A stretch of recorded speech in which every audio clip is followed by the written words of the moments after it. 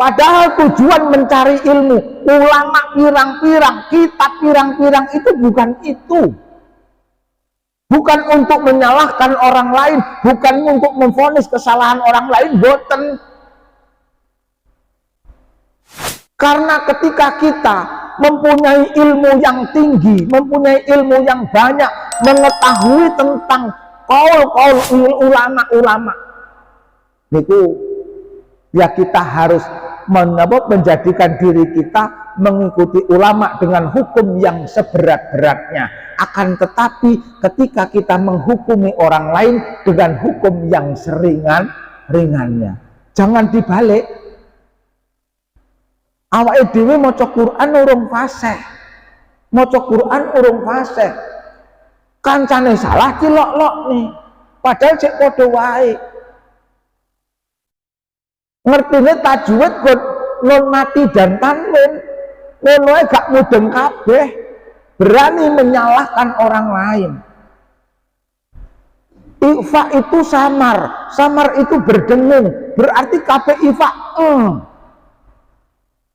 lagi ngerti ngono nyalahne kancane maca in kuntum ta'lamun, salah. Yang bener in kuntum ta'lamun, karena ifa itu samar. Jadi malah koplok ini wong ngoten. Jadi kalau untuk menghukumi kita, mari kita hukumi kita dengan hukum yang seberat-beratnya. Contoh, poso niku enek ulama yang mengatakan rokokan niku batal. Kenapa? Karena ada tafsir, ada sesuatu yang masuk ke dalam. Tapi nggih enten ulama niku sing ngarani lek rokok niku gak batal nih. Rokok niku gak batal nih poso. Enten ulama yang mengatakan demikian. Tapi ngapa wonten awake dhewe poso rokokan? Padahal ada ulama yang inilah contohnya, bahwasanya kita menghukumi untuk kita itu sing berat, ojo sing ringan-ringan. Tapi jangan menghukumi orang lain dengan hukum yang berat, hukumi orang lain dengan seringan-ringannya. Wong gak sholat mesti kafir, salah. Sebab orang wong kafir niku gak bakal mlebu surga. Wong kafir gak bakal mlebu surga. Tapi enten dalil-dalil yang mengatakan man sajada ilallahi wahidatan fi jami umrihi dakhalal jannah. Sing sapa wonge gelem sujud sepisan ing dalam saumure, sujud ning Gusti Allah sepisan ing dalam saumure mlebu surga. Jajalan apa? Padahal salat 2 rakaat niku sujude penting pinten? Ping 4. Lek wong bersujud sepisan berarti gak tahu salat seumur hidup niku. Dalilnya lek enek wong sujud sepisan wis mlebu surga. Lho padahal lek salat rakaat 2 rakaat mawon sujude ping pinten? Ping 4. Lah berarti enek wong gak tahu salat blas mlebu surga. Lah ngono kek enek ngomong-ngomong lho wong gak salat kafir. Lho mboten ngoten. Bener salat niku tiang agama, tapi tidak melantas ketika tiangnya roboh tidak punya agama, mboten. Contohnya omah gak metu cagake omah ambruk. Wong niki diarani ndek omah napa mboten? Ya diarani ndek omah tapi omahe rusak, rusak. Tapi di omah, tapi omahe remuk. Niku, jadi lek wong Islam gak sholat jangan lantas divonis, kecuali kalau wangsuli melih, kecuali ketika di dalam hatinya sudah tidak ada keyakinan bahwa sholat hukumnya wajib. Lek enek wong wis ning atine ndak enek bahwasanya sholat 5 waktu niku wajib, baru mereka dikatakan orang murtad. Tapi lek jek yakin sholat 5 waktu itu hukumnya wajib, masih orang lakoni sholat niku ora diarani murtad.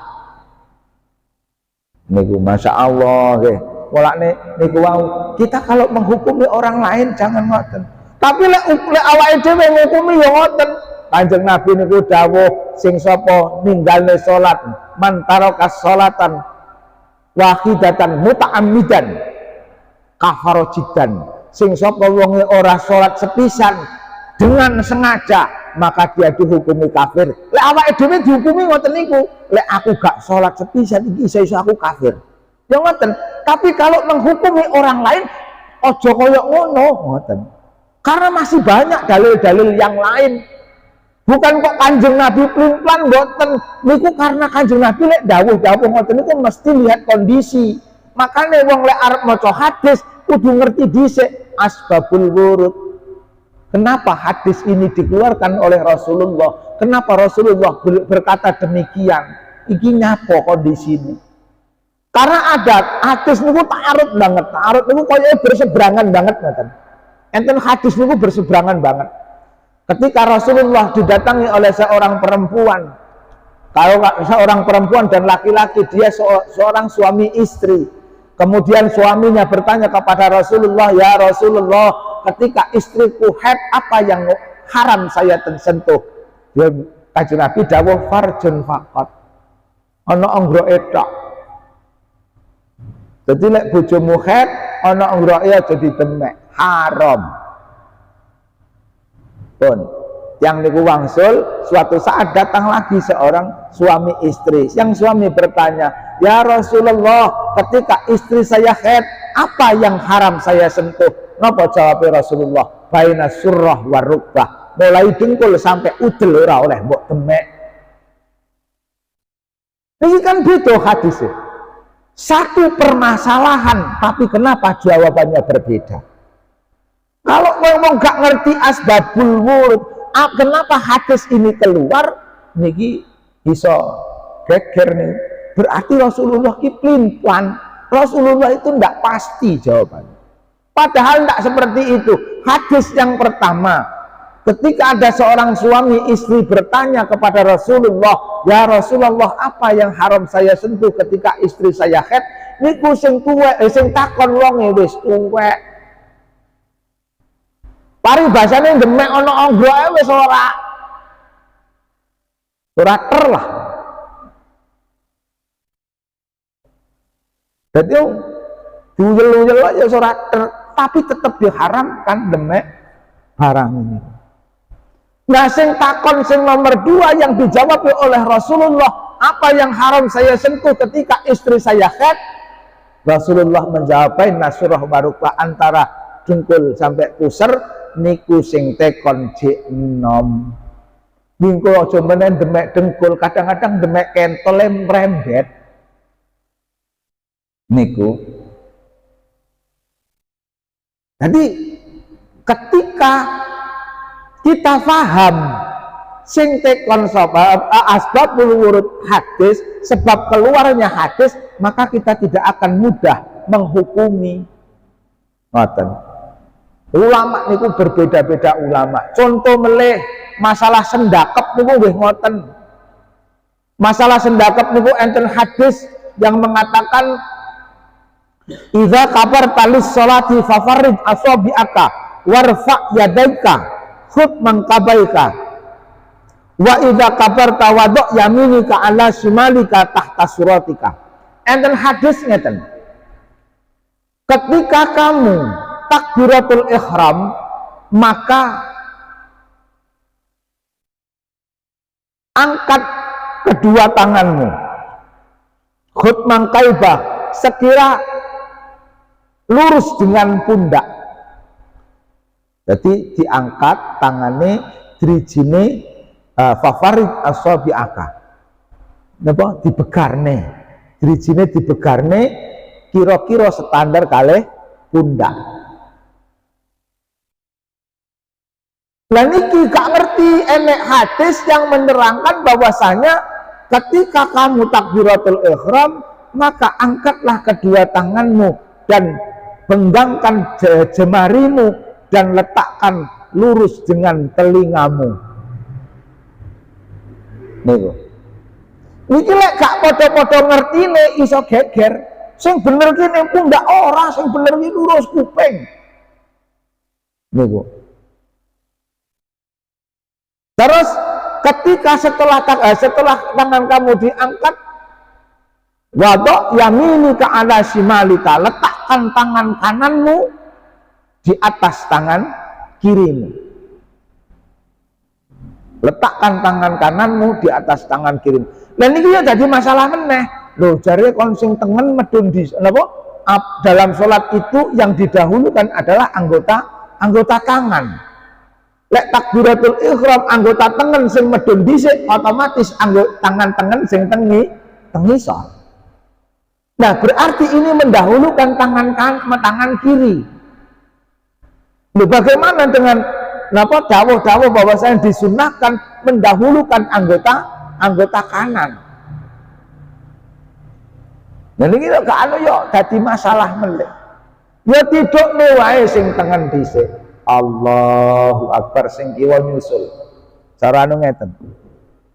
Allahu Akbar. Niki dhisik sing tengen, tapi sing kiwa teleh ngisor. Ora usah diputer-puter. Mukel napa ngeten iki? Allah nyapo tak ngene. Mboten diputer cuman Allah tetap mendahulukan anggota tangan tapi diletakkan dulu di sini baru tangan kiri di bawahnya plek. Tetap dhisik sing tengen, tetap sing tengen panggah ning dhuwur. Masih ceblok dhisik manggone panggah ning dhuwur. Enggak jadi masalah.